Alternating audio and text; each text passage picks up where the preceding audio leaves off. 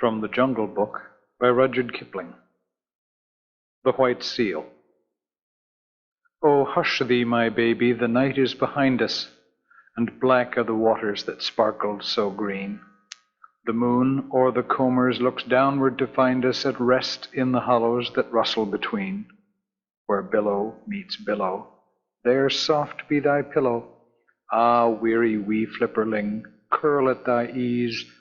The storm shall not wake thee, nor shark overtake thee, asleep in the arms of the slow-swinging seas.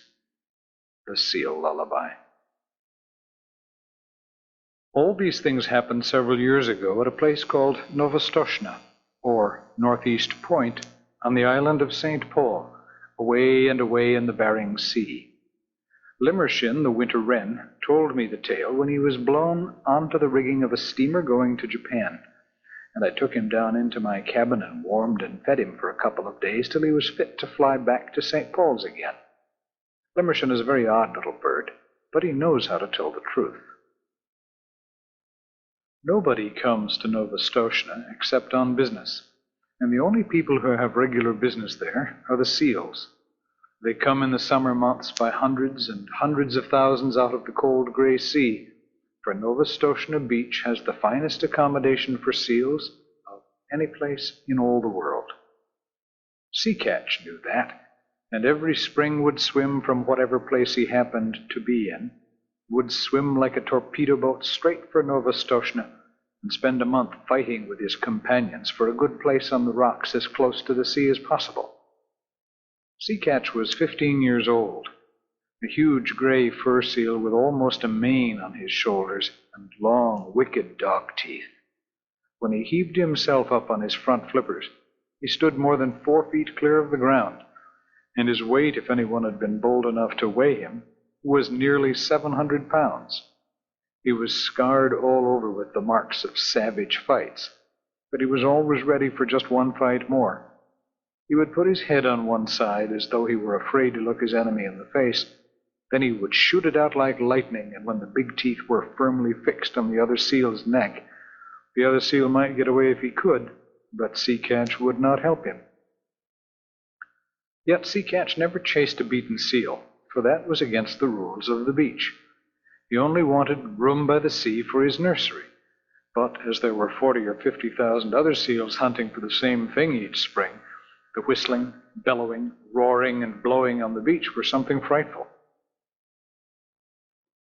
From a little hill called Hutchinson's Hill, you could look over 3.5 miles of ground covered with fighting seals, and the surf was dotted all over with the heads of seals hurrying to land and begin their share of the fighting.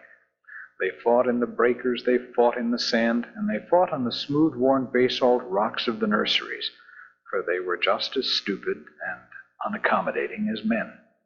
Their wives never came to the island until late in May or early in June, for they did not care to be torn to pieces, and the young 2-, 3-, and 4-year-old seals who had not begun housekeeping went inland for about half a mile through the ranks of the fighters, and played about on the sand dunes in droves and legions, and rubbed off every single green thing that grew. They were called the Holluschickie, the bachelors, and there were perhaps 2,000 or 3,000 of them at Novostoshna alone.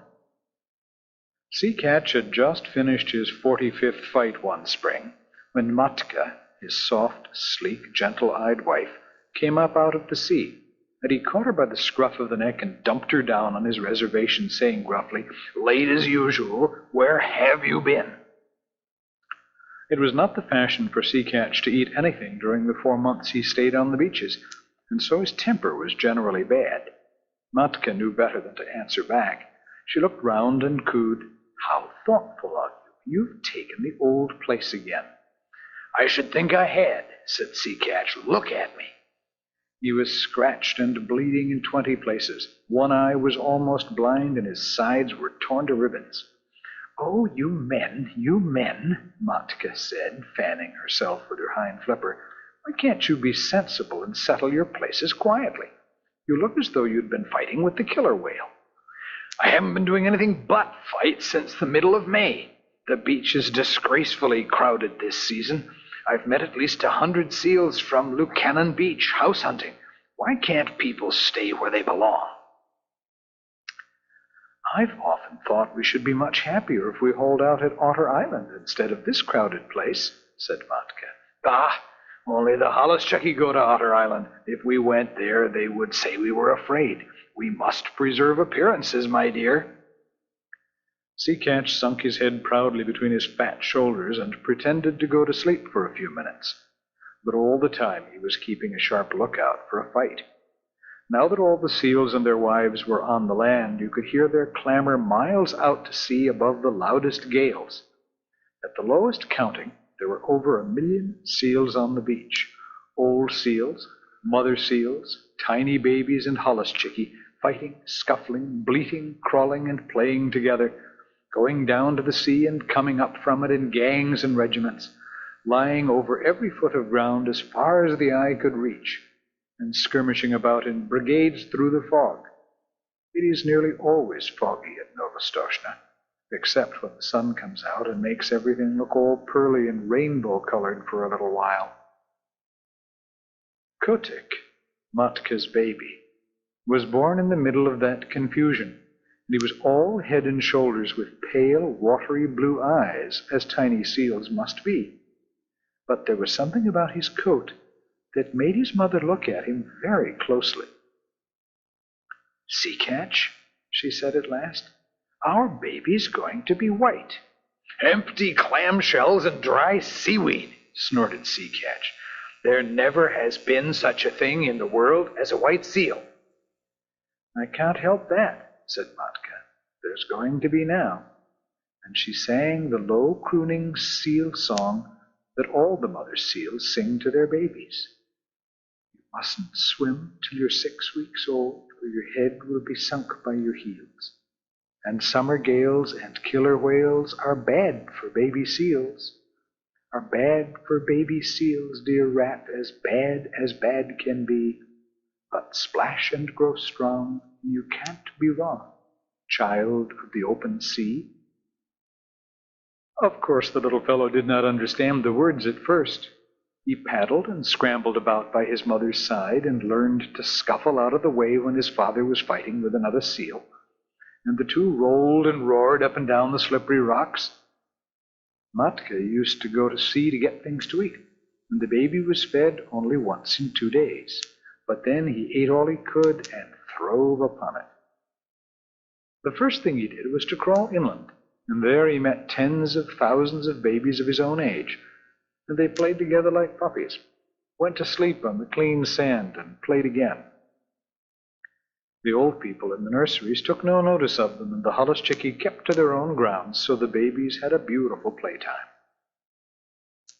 When Matka came back from her deep-sea fishing, she would go straight to their playground and call as a sheep calls for a lamb, and wait until she heard Kotick bleat. Then she would take the straightest of straight lines in his direction, striking out with her foreflippers and knocking the youngsters head over heels right and left. There were always a few hundred mothers hunting for their children through the playgrounds, and the babies were kept lively. But, as Matka told Kotick, so long as you don't lie in muddy water and get mange, or rub the hard sand into a cut or scratch, and so long as you never go swimming when there is a heavy sea, nothing will hurt you here. Little seals can no more swim than little children, but they are unhappy till they learn. The first time that Kotick went down to the sea, a wave carried him out beyond his depth, and his big head sank and his little hind flippers flew up exactly as his mother had told him in the song, and if the next wave had not thrown him back again, he would have drowned. After that, he learned to lie in a beach pool and let the wash of the waves just cover him and lift him up while he paddled, but he always kept his eye open for big waves that might hurt. He was 2 weeks learning to use his flippers, and all that while he floundered in and out of the water, and coughed and grunted and crawled up the beach, and took catnaps on the sand, and went back again, until at last he found that he truly belonged to the water. Then you can imagine the times that he had with his companions, ducking under the rollers or coming in on top of a comber and landing with a swash and a splutter as the big wave went whirling far up the beach, or standing up on his tail and scratching his head as the old people did, or playing "I'm the king of the castle" on slippery, weedy rocks that just stuck out of the wash. Now and then he would see a thin fin like a big shark's fin drifting along close to shore, and he knew that that was the killer whale, the grampus, who eats young seals when he can get them. And Kotick would head for the beach like an arrow, and the fin would jig off slowly, as if it were looking for nothing at all. Late in October, the seals began to leave St. Paul's for the deep sea, by families and tribes, and there was no more fighting over the nurseries, and the holluschickie played anywhere they liked. "Next year," said Matka to Kotick, "you will be a holluschickie, but this year you must learn how to catch fish." They set out together across the Pacific, and Matka showed Kotick how to sleep on his back with his flippers tucked down by his side and his little nose just out of the water. No cradle is so comfortable as the long, rocking swell of the Pacific. When Kotick felt his skin tingle all over, Matka told him he was learning the feel of the water, and that tingly, prickly feelings meant bad weather coming, and he must swim hard and get away. "In a little time," she said, "you'll know where to swim to. But just now we'll follow Sea Pig the porpoise, for he is very wise." A school of porpoises were ducking and tearing through the water, and little Kotick followed them as fast as he could. "How do you know where to go?" he panted. The leader of the school rolled his white eyes and ducked under. "My tail tingles, youngster," he said. "That means there's a gale behind me. Come along. When you're south of the sticky water," he meant the equator, "and your tail tingles, that means there's a gale in front of you, and you must head north. Come along. The water feels bad here." This was one of the many things that Kotick learned, and he was always learning.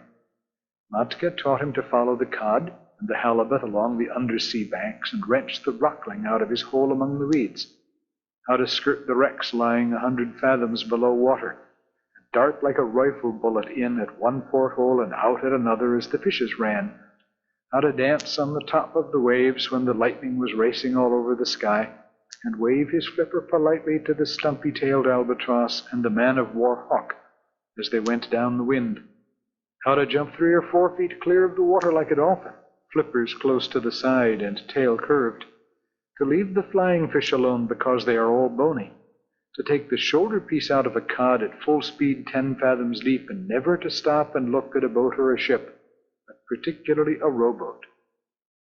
At the end of 6 months, what Kotick did not know about deep-sea fishing was not worth the knowing, and all that time he never set Flipper on dry ground. One day, however, as he was lying half asleep in the warm water somewhere off the island of Juan Fernandez, he felt faint and lazy all over, just as human people do when the spring is in their legs. And he remembered the good firm beaches at Novastoshnah 7,000 miles away, and games his companions played, the smell of the seaweed, the seal roar, and the fighting. That very minute he turned north, swimming steadily, and as he went on he met scores of his mates, all bound for the same place. And they said, "Greeting, Kotick. This year we are all holluschickie, and we can dance the fire dance in the breakers off Lukannon and play on the new grass. But where did you get that coat?" Kotick's fur was almost pure white now, and though he felt very proud of it, he only said, "Swim quickly, my bones are aching for the land." And so they all came to the beaches where they had been born, and heard the old seals, their fathers, fighting in the rolling mist. That night, Kotick danced the fire dance with the yearling seals. The sea is full of fire on summer nights all the way down from Novastoshnah to Lukannon, and each seal leaves a wake like burning oil behind him, and a flaming flash when he jumps, and the waves break in great phosphorescent streaks and swirls. Then they went inland to the holluschickie grounds, and rolled up and down in the new wild wheat, and told stories of what they had done while they had been at sea. They talked about the Pacific as boys would talk about a wood that they had been nutting in, and if anyone had understood them, he could have gone away and made such a chart of that ocean as never was. The 3- and 4-year-old Holluschickie romped down from Hutchinson's hill, crying, "Out of the way, youngsters! The sea is deep, and you don't know all that's in it yet. Wait till you've rounded the Horn. Hi, you yearling, where did you get that white coat?" "I didn't get it," said Kotick. "It grew." And just as he was going to roll the speaker over, a couple of black-haired men with flat red faces came from behind a sand dune. And Kotick, who had never seen a man before, coughed and lowered his head. The Holluschickie just bundled off a few yards and sat staring stupidly. The men were no less than Carrick Buterin, the chief of the seal hunters on the island, and Patalamon, his son. They came from a little village not half a mile from the seal nurseries, and they were deciding what seals they would drive up to the killing pens, for the seals were driven just like sheep, to be turned into sealskin jackets later on. "Oh," said Patalamon, "look, there's a white seal." Carrick Buterin turned nearly white under his oil and smoke, for he was an Aleut, and Aleuts are not clean people. Then he began to mutter a prayer. "Don't touch him, Patalamon. There has never been a white seal since I was born. Perhaps it is old Zaharrof's ghost. He was lost last year in the big gale." "I'm not going near him," said Patalamon. "He's unlucky. Do you really think he is old Zaharrof come back? I owe him for some gull's eggs." "Don't look at him," said Carrick.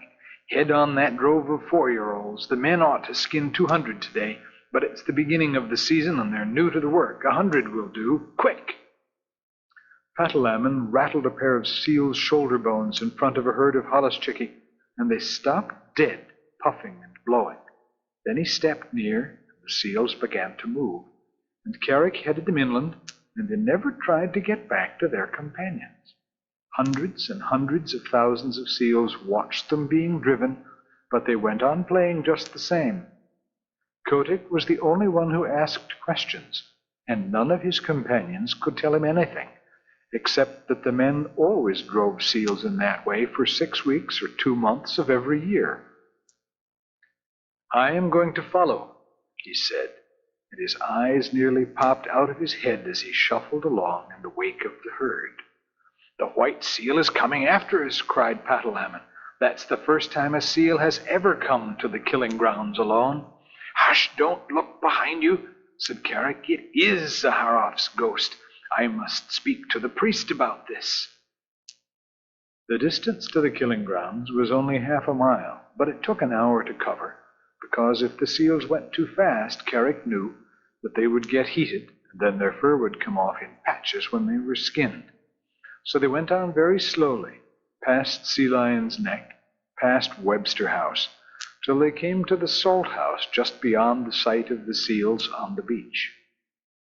Kotick followed, panting and wondering. He thought that he was at the world's end, but the roar of the seal nurseries behind him sounded as loud as the roar of a train in a tunnel. Then Carrick sat down on the moss and pulled out a heavy pewter watch and let the drove cool off for 30 minutes, and Kotick could hear the fog dew dripping from the brim of his cap.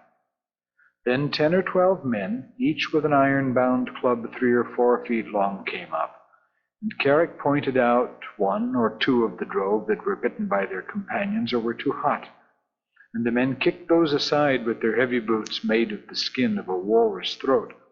And then Carrick said, "Let go!" And then the men clubbed the seals on the head as fast as they could. 10 minutes later, Kotick did not recognize his friends any more, for the skins were ripped off from the nose to the hind flippers, whipped off and thrown down on the ground in a pile. That was enough for Kotick. He turned and galloped. A seal can gallop very swiftly for a short time, back to the sea, his little new mustache bristling with horror. At Sea Lion's Neck, where the great sea lions sit on the edge of the surf, he flung himself flipper overhead into the cool water and rocked there, gasping miserably. "What's here?" said a sea lion gruffly, for as a rule the sea lions keep themselves to themselves. "Suchni, Aachen, Suchni." "I'm lonesome, very lonesome," said Kotick. "They're killing all the holluschickie on all the beaches. The sea lion turned his head in short. "Nonsense," he said. "Your friends are making as much noise as ever. You must have seen old Carrick polishing off a drove. He's done that for 30 years.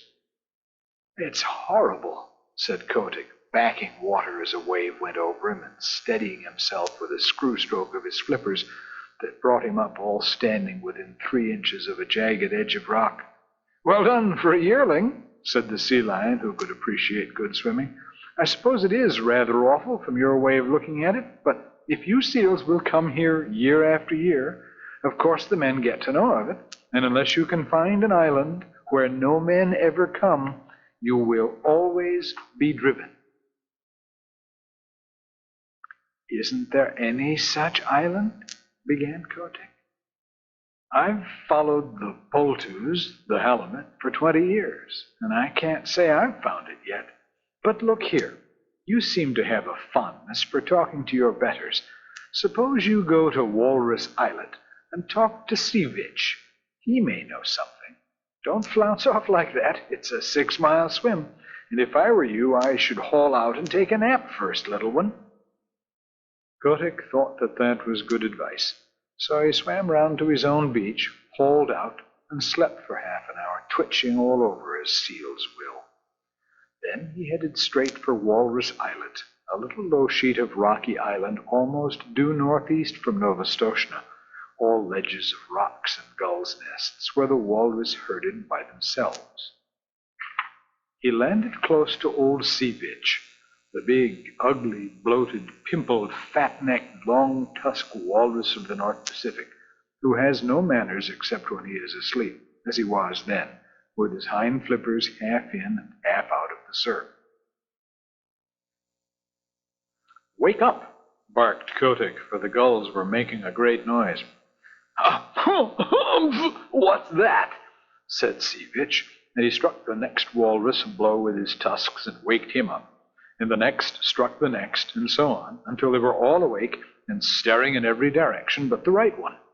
"Ha! It's me," said Kotick, bobbing in the surf and looking like a little white slug.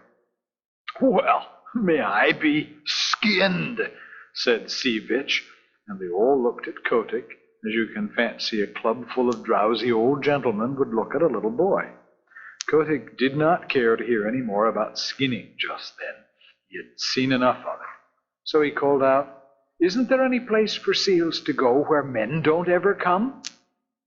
"Go and find out," said Seevich, shutting his eyes. "Run away. We're busy here." Kotick made his dolphin jump in the air and shouted as loud as he could, "Clam eater! Clam eater!" He knew that Seevich never caught a fish in his life, but always rooted for clams and seaweeds, though he pretended to be a very terrible person. Naturally, the chickies and the Gruverskookies and the Epatkas, the Burgomeister gulls and the kittiwakes and the puffins, who were always looking for a chance to be rude, took up the cry. And so, Limmershin told me, for nearly 5 minutes you could not have heard a gun fired on Walrus Islet. All the population was yelling and screaming, "Clam eater! Stareek, old man!" while Seevich rolled from side to side, grunting and coughing. "Now will you tell?" said Kotick, all out of breath. "Go and ask Sea Cow," said Seevich. "If he is living still, he'll be able to tell you." "How shall I know Sea Cow when I meet him?" said Kotick, sheering off. "He's the only thing in the sea uglier than Seevich," screamed a Burgomaster gull, wheeling under Seevich's nose. "Uglier and with worse manners. Stareek!" Kotick swam back to Novastoshnah, leaving the gulls to scream. There he found that no one sympathized with him in his little attempts to discover a quiet place for the seals. They told him that men had always driven the holluschickie. It was part of the day's work, that if he did not like to see ugly things, he should not have gone to the killing grounds. But none of the other seals had seen the killing, and that made the difference between him and his friends. Besides, Kotick was a white seal. "What you must do," said old Sea Catch after he had heard his son's adventures, "is to grow up and to be a big seal like your father. and have a nursery on the beach, and then they will leave you alone. In another 5 years you ought to be able to fight for yourself." Even gentle Matka, his mother, said, "You will never be able to stop the killing. Go and play in the sea, Kotick." And Kotick went off and danced the fire dance with a very heavy little heart. That autumn he left the beach as soon as he could and set off alone because of a notion in his bullet head. He was going to find Sea Cow, if there was such a person in the sea, and he was going to find a quiet island with good firm beaches for seals to live on, where men could not get at them. So he explored and explored by himself, from the North to the South Pacific, swimming as much as 300 miles in a day and a night. He met with more adventures than can be told, and narrowly escaped being caught by the basking shark, and the spotted shark, and the hammerhead. And he met all the untrustworthy ruffians that loaf up and down the seas, and the heavy polite fish, and the scarlet spotted scallops that are moored in one place for hundreds of years and grow very proud of it. But he never met Sea Cow, and he never found an island that he could fancy. If the beach was good and hard, with a slope behind it for seals to play on, there was always the smoke of a whaler on the horizon boiling down blubber, and Kotick knew what that meant. Or else he could see that seals had once visited the island and been killed off, and Kotick knew that where men had come once, they would come again. He picked up with an old stumpy-tailed albatross, who told him that Kerguelen Island was the very place for peace and quiet, and when Kotick went down there he was all but smashed to pieces against some wicked black cliffs in a heavy sleet storm with lightning and thunder. Yet as he pulled out against the gale he could see that even there had once been a seal nursery, and so it was in all the other islands that he visited. Limmershin gave a long list of them, for he said that Kotick spent 5 seasons exploring, with a 4 months' rest each year at Novastoshnah, when the Holluschickie used to make fun of him and his imaginary islands. He went to the Galapagos, a horrid dry place on the equator, where he was nearly baked to death. He went to the Georgia Islands, the South Orkneys, Emerald Island, Little Nightingale Island, Gau's Island, Bouvet's Island, the Crussets, and even to a little speck of an island south of the Cape of Good Hope. But everywhere the people of the sea told him the same things. Seal had come to those islands once upon a time, but men had killed them all off. Even when he swam thousands of miles out of the Pacific and got to a place called Cape Corrientes, that was when he was coming back from Gough's Island, he found a few hundred mangy seals on a rock, and they told him that men came there too. That nearly broke his heart, and he headed round the Horn back to his own beaches. And on his way north, he hauled out on an island full of green trees, where he found an old seal who was dying. And Kotick caught fish for him, and told him all his sorrows. "Now," said Kotick, "I am going back to Novastoshnah, and if I am driven to the killing pens with the Holluschickie, I shall not care." The old seal said, "Try once more. I am the last of the lost rookery of Masafuera, and in the days when men killed us by the 100,000 there was a story on the beaches that someday a white seal would come out of the north and lead the seal people to a quiet place. I am old, and I shall never live to see that day, but others will. Try once more." And Kotick curled up his mustache, it was a beauty, and said, "I am the only white seal that has ever been born on the beaches, and I am the only seal, black or white, who ever thought of looking for new islands." That cheered him immensely, and when he came back to Novastoshnah that summer, Matka, his mother, begged him to marry and settle down, for he was no longer a Holluschickie, but a full-grown sea-catch with a curly white mane on his shoulders, as heavy, as big, and as fierce as his father. "Give me another season," he said. "Remember, mother, it is always the 7th wave that goes farthest up the beach." Curiously enough, there was another seal who thought that she would put off marrying till the next year, and Kotick danced the fire dance with her all down Lukannon Beach the night before he set off on his last exploration. This time he went westward, because he had fallen on the trail of a great shoal of halibut, and he needed at least 100 pounds of fish a day to keep him in good condition. He chased them till he was tired, and then he curled himself up and went to sleep on the hollows of the groundswell that sets into Copper Island. He knew the coast perfectly well, so about midnight, when he felt himself gently bumped on a weed bed, he said, "Tide's running strong tonight," and turning over underwater opened his eyes slowly and stretched. Then he jumped like a cat, for he saw huge things nosing about in the shoal water and browsing on the heavy fringes of the weeds. "By the great combers of Magellan," he said beneath his mustache, "who in the deep sea are these people?" They were like no walrus, sea lion, seal, bear, whale, shark, fish, squid, or scallop that Kotick had ever seen before. They were between 20 and 30 feet long. They had no hind flippers, but a shovel-like tail that looked as if it had been whittled out of wet leather. Their heads were the most foolish-looking things you ever saw, and they balanced on the ends of their tails in deep water when they weren't grazing, bowing solemnly to one another and waving their front flippers as a fat man waves his arms.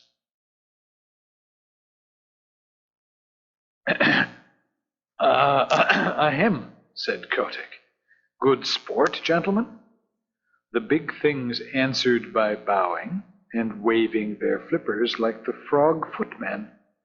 When they began feeding again, Kotick saw that their upper lip was split into two pieces that they could twitch apart about a foot and bring together again, with a whole bushel of seaweed between the splits.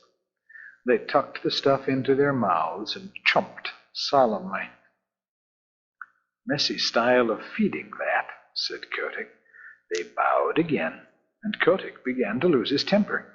Very good, he said. If you do happen to have an extra joint in your front flipper, you needn't show off so. I see you bow gracefully, but I should like to know your names. The split lips moved and twitched, and the glassy green eyes stared, but they did not speak. Well, said Kotick, you're the only people I've ever met uglier than Seevich and with worse manners. Then he remembered in a flash what the Burgomaster Gull had screamed to him when he was a little yearling at Walrus Islet, and he tumbled backward in the water, for he knew that he had found Sea Cow at last. The sea cows went on schlooping and grazing and chumping in the weed, and Kotick asked them questions in every language that he had picked up in his travels, and the sea people talk nearly as many languages as human beings. But the sea cow did not answer, because Sea Cow cannot talk. He has only 6 bones in his neck where he ought to have 7, and they say under the sea that prevents him from speaking even to his companions. But as you know, he has an extra joint in his foreflipper, and by waving it up and down and about, he makes a sort of clumsy telegraphic code. By daylight, Kotick's mane was standing on end, and his temper was gone where the dead crabs go. Then the sea cow began to travel northward very slowly, stopping to hold absurd bowing councils from time to time, and Kotick followed them, saying to himself, people who are such idiots as these are would have been killed long ago if they hadn't found out some safe island, and what is good enough for the sea cow is good enough for the sea catch. All the same, I wish they'd hurry. It was weary work for Kotick. The herd never went more than 40 or 50 miles a day, and stopped to feed at night, and kept close to the shore all the time, while Kotick swam around them and over them and under them, but he could not hurry them on 1/2 mile. As they went farther north, they held a bowing council every few hours, and Kotick nearly bit off his mustache with impatience, till he saw that they were following up a warm current of water, and then he respected them more. One night they sank through the shiny water, sank like stones, and for the first time since he had known them, began to swim quickly. Kotick followed, and the pace astonished him, for he never dreamed that Sea Cow was anything of a swimmer. They headed for a cliff by the shore, a cliff that ran down into deep water, and plunged into a dark hole at the foot of it, 20 fathoms under the sea. It was a long, long swim, and Kotick badly wanted fresh air before he was out of the dark tunnel that they led him through.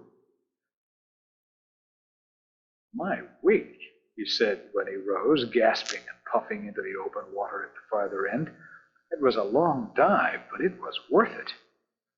The sea cows had separated and were browsing lazily along the edges of the finest beaches that Kotick had ever seen.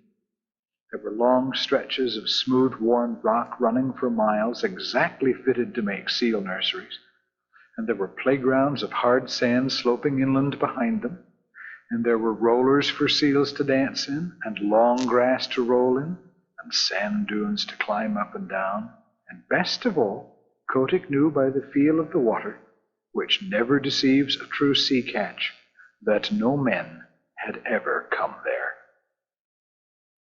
The first thing he did was to assure himself that the fishing was good, and then he swam along the beaches and counted up the delightful low sandy islands half hidden in the beautiful rolling fog.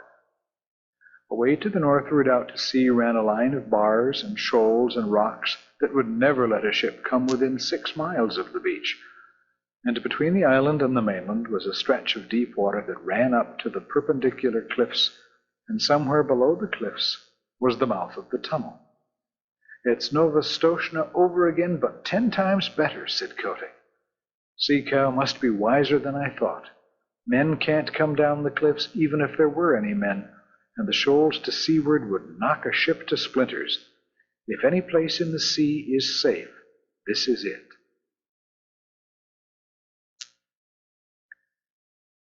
He began to think of the seal he had left behind him, but though he was in a hurry to go back to Nova Scotia, he thoroughly explored the new country so that he would be able to answer all questions.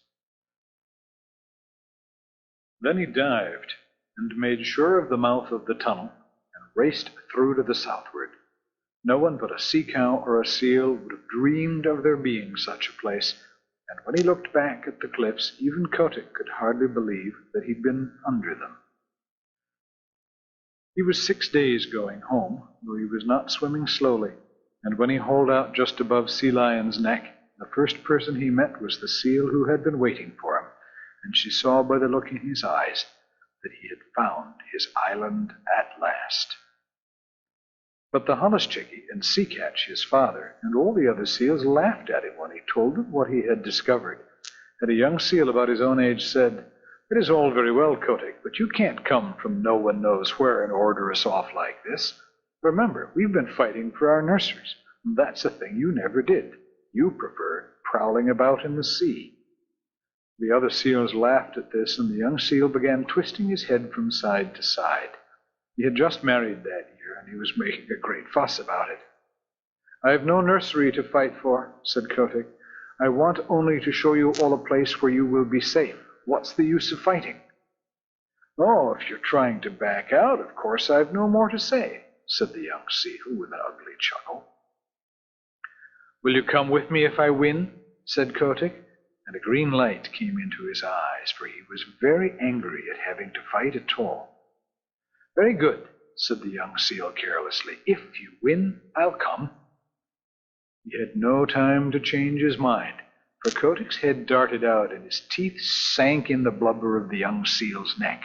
Then he threw himself back on his haunches and hauled his enemy down the beach, shook him and knocked him over. Then Kotick roared to the seals, "I've done my best for you these 5 seasons past. I've found you the island where you will be safe. But unless your heads are dragged off your silly necks, you won't believe. I'm going to teach you now. Look out for yourselves." Limmershin told me that never in his life Limmershin sees 10,000 big seals fighting every year. Never in all his little life did he see anything like Kotick's charge into the nurseries. He flung himself at the biggest sea catch he could find, caught him by the throat, choked him, bumped him and banged him till he grunted for mercy, and then threw him aside and attacked the next. You see, Kotick had never fasted for 4 months, as the big seals did every year, and his deep-sea swimming trips kept him in perfect condition. And best of all, he had never fought before. His curly white mane stood up with rage, and his eyes flamed, and his big dog teeth glistened, and he was splendid to look at. Old Sea Catch, his father, saw him tearing past, hauling the grizzled old seals about as though they'd been halibut, and upsetting the young bachelors in all directions, and Sea Catch gave one roar and shouted, "He may be a fool, but he's the best fighter on the beaches. Don't tackle your father, my son. He's with you." Kotick roared in answer, and old Sea Catch waddled in, his mustache on end, blowing like a motive, while Matka and the seal that was going to marry Kotick cowered down and admired their menfolk. It was a gorgeous fight, for the two fought as long as there was a seal that dared lift up his head, and then they paraded grandly up and down the beach side by side, bellowing. At night, just as the northern lights were winking and flashing through the fog, Kotick climbed a bare rock and looked down on the scattered nurseries and the torn and bleeding seals. "Now," he said, "I've taught you your lesson." "My wig," said old Sea Catch, boosting himself up stiffly, for he was fearfully mauled. "The killer whale could himself not have cut them up worse. Son, I'm proud of you. What's more, I'll come with you to your island, if there is such a place." "Here, you fat pigs of the sea, who comes with me to Sea Cow's tunnel? Answer, or I shall teach you again," roared Kotick. There was a murmur like the ripple of the tide all up and down the beaches. "We will come," said thousands of tired voices. "We will follow Kotick, the white seal." Then Kotick dropped his head between his shoulders and shut his eyes proudly. He was not a white seal any more, but red from head to tail. All the same, he would have scorned to look at or touch one of his wounds. A week later, he and his army, nearly 10,000 holluschickie and old seals, went away north to the Sea Cow's tunnel, Kotick leading them, and the seals that stayed at Novastoshnah called them idiots. But next spring, when they all met off the fishing banks of the Pacific, Kotick's seals told such tales of the new beaches beyond Sea Cow's tunnel that more and more seals left Novastoshnah. Of course, it was not all done at once, for the seals need a long time to turn things over in their minds. But year by year, more seals went away from Novastoshnah and Lukannon and all the other nurseries to the quiet, sheltered beaches where Kotick sits all the summer through, getting fatter and bigger and stronger each year, while the holluschickie play round him in that sea where no man comes.